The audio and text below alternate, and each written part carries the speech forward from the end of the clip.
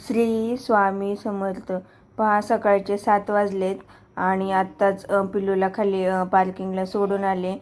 त्याचे काही अजून पेपर वगैरे संपलेले नाहीत. त्याला थोडीशी भाजी आणि चपाती एक करून दिली आणि खाली पार्किंगला सोडून आले. तर पहा, सकाळी 7 वाजले. एवढं सुंदर वातावरण झाले बाहेर आणि गाड्यांचाही कसलाच आवाज नाही. आमच्या शेजारीच हायवे जातोय, त्याच्यामुळे एवढा गाड्यांचा आवाज येतोय की विचारूच नका. पण सकाळी 7 वाजलेत ना, सकाळी सकाळी एवढ्या गाड्या वगैरे नसतात. श्री स्वामी समर्थ. गुड मॉर्निंग सगळ्यांना. तर पहा, सकाळीचा मस्त चहा ठेवलाय आणि दूध वगैरे पण तापत ठेवले, कारण की आता उन्हाळा आहे त्याच्यामुळे दूध लगेच खराब होते. तर म्हटलं आज जरा नाश्त्याला पोहे वगैरे करावे, चहा प्यावा. आणि पहा, रात्रीचे भांडे अजून घासलेले लावले नाहीत. म्हटलं भांडे वगैरे लावून द्यावे. चहा वगैरे पेलं की नाश्ता केला की मग आपले रोजचे कामं करायला जरा एनर्जी येते. तर पहा, चहा नाश्ता पेते आणि आपले रोजचे कामं करायला सुरुवात करते.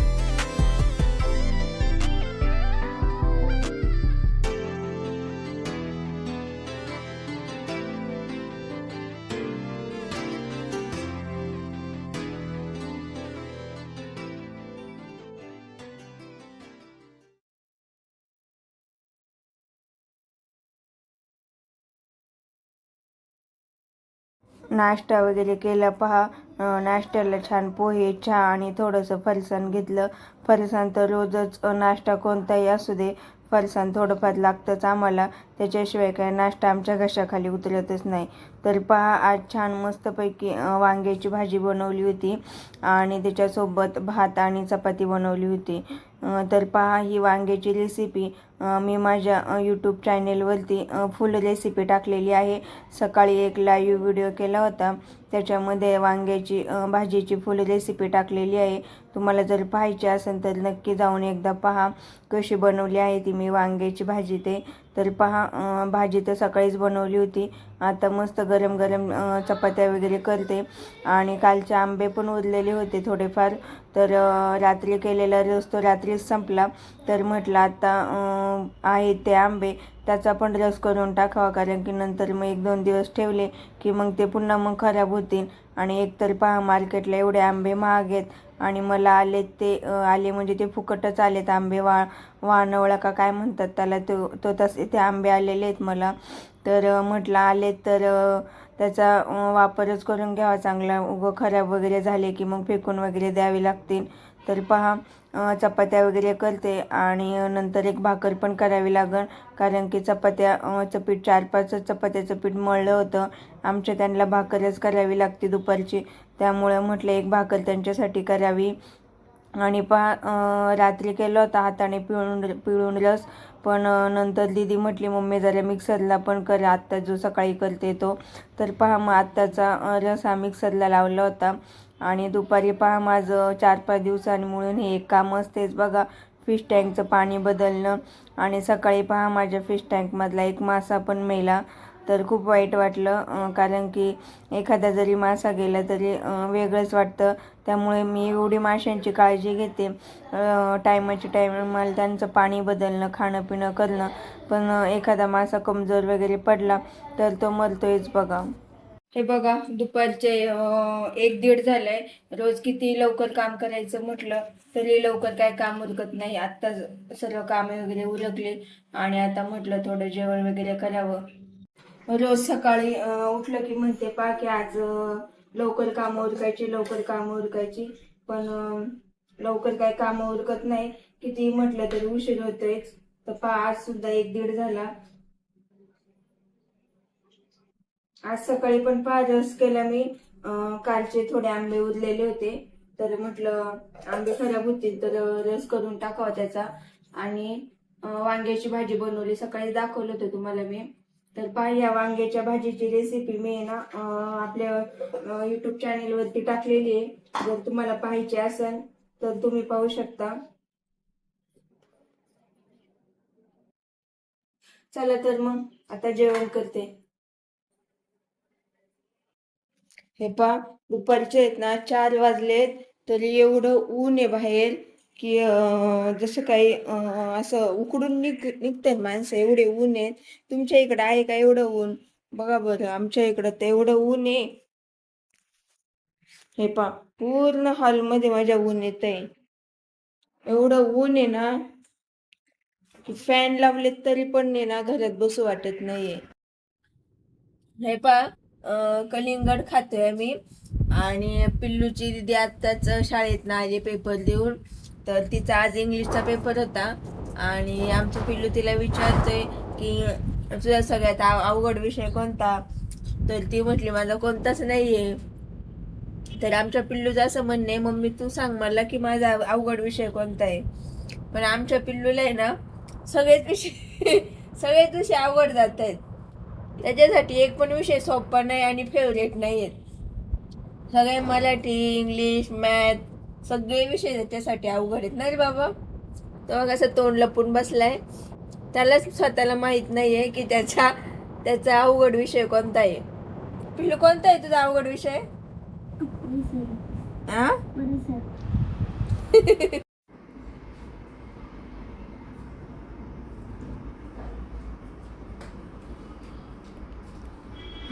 काय करतो?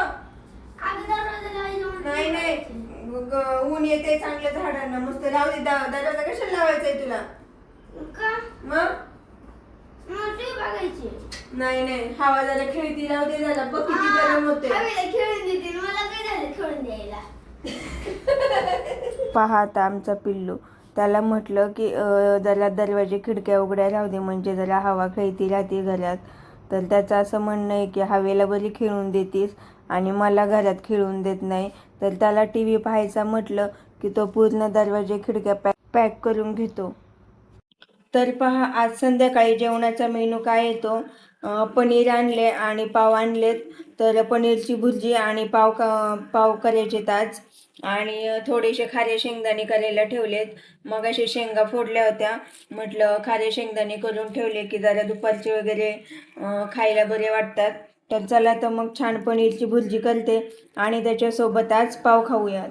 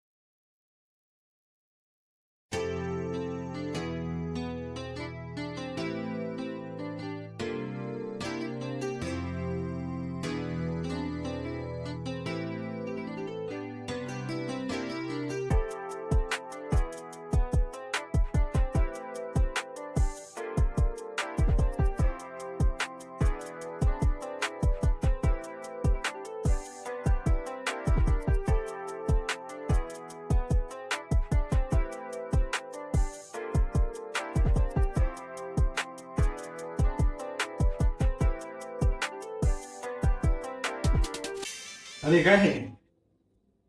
खारे शेंगदाणे. माझ्या आईची माझ्या आईने मला तसं आहे का? तसं नाही बनलं रे. तसं नाही बनलं का? डुप्लिकेट आहे. डुप्लिकेट आहे का? मग कसं पाहिजे बनवायला? मस्त चांगलं कुरकुरीत नाही आले. हा का? आत्याने बनवलेले कुरकुरीत झालते का? हा मग पनीरची भुर्जी केली, वरतून मस्त कोथिंबीर टाकली त्याच्यामध्ये आणि छान हलवून घेते तिला. आणि पावाच्या आतमध्ये पनीरची भुर्जी भरते आणि पाव तव्यामध्ये गरम करते. तर मग असे खारे शेंगदाणे बनवले होते आणि त्यांनी थोडेसे खाल्ले. तर त्यांचं असं म्हणणं आहे की ते त्यांच्या आईसारखे, म्हणजे त्यांची मम्मी जशी बनवते, माझ्या सासूबाई जशा बनवतात तसे खारे शेंगदाणे झालेले नाही आहेत. त्या खूप छान बनवतात, कुरकुरीत होतात त्यांनी बनवले की. आणि मी बनवलेले काही त्यांना आवडले नाही आहेत. त्यामुळे आता हे खारे शेंगदाणे जे केलेले आहेत ते फक्त मी, पिल्लू आणि आमची दीदीच खाणार आहे. जेवण वगैरे आत्ताच केलं छान पनीरची भुर्जी आणि पाव खाल्ले. तर जेवण झाले, पण किचन वाट्याची काय अवस्था आहे ती. तर चला पटकन आता किचन वाटा वगैरे आवरते आणि भांडे पण आहेत खूप आज घासायला. तर पटकन किचन वाटा आवरते आणि भांडे घासते.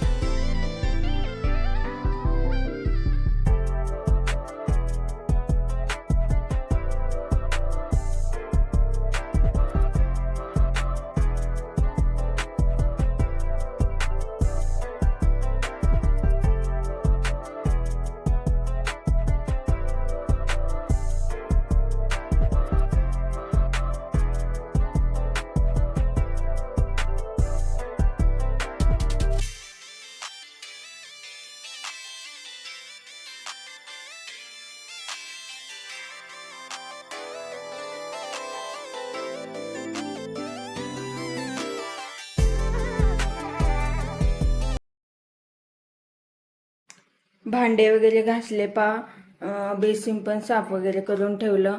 आणि मडका पण आत्ताच रात्रीचा झोपताना मी भरून ठेवते, म्हणजे मग सकाळी उठल्यावरती थंड पाणी पण होतं प्यायला आणि दिवसभर हा मटका जातो पाणी प्यायला.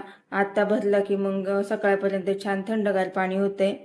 तर भांडे वगैरे झाले, किचन वगैरे साफ केलं. आता थोडं खाली पार्किंगला जावं म्हटलं आणि 1-2 चकरा माराव्यात, कारण की घरात एवढं गरम होतंय की विचारूच नका. आणि जरा पार्किंगला खाली गेलं की छान थंडगार हवा लागते आणि मग आल्यावरती झोपायला जरा बरं वाटते. खाली गेले तर माझा पिल्लू माझ्या आधीच खाली गेला होता आणि सायकल सुद्धा खेळायला लागला. तर रोडला तर मी तुम्हाला म्हटलंच होतं गाड्या सारखाच येतात, पण मी खाली येईपर्यंत सुद्धा त्याला दम निघेना आणि लगेच पार्किंगच्या बाहेर येऊन सायकल खेळायला लागला तर रोडला कुत्रे वगैरे पण असतात, त्याची पण भीती वाटते, त्यामुळे लक्ष तर द्यावंच लागते. जरा वेळ त्याच्यासोबत 2-3 चकऱ्या वगैरे मारल्या. तो तर सायकलच खेळत होता आणि नंतर मग घरी आले. खाली एवढी छान हवा सुटली होती, पण 11 वाजले होते. तर म्हटलं आता एवढ्या वेळ नको खाली थांबायला, झोपायचे, सकाळी शाळा आहे, लवकर तर उठावंच लागते. तर मग 2-3 चकऱ्या मारल्या आणि घरी आले. हा होता माझा डेली ब्लॉग. जर तुम्हाला माझा डेली ब्लॉग आवडला तर चॅनेलला सबस्क्राईब, शेअर आणि लाईक करायला विसरू नका. पुन्हा भेटूया उद्याच्या नवीन ब्लॉगमध्ये.